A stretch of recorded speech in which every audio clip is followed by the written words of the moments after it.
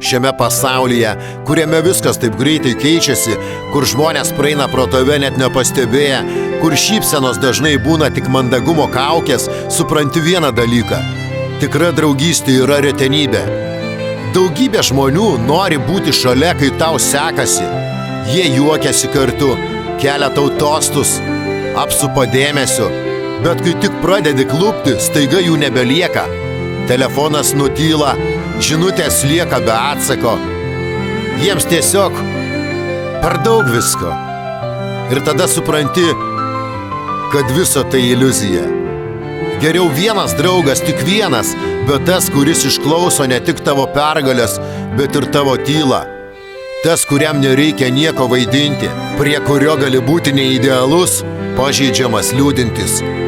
Tikras draugas tai ne tas, kuris pirmas parašo, kai įkeli gražią nuotrauką. Tikras draugas tas, kuris pasibeldžia, kai tu pats užsidarai, kuris lieka, kai visi kiti išeina.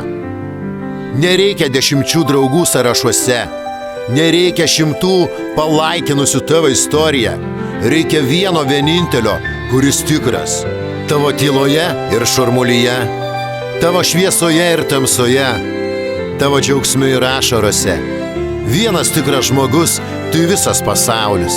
Real Dreams.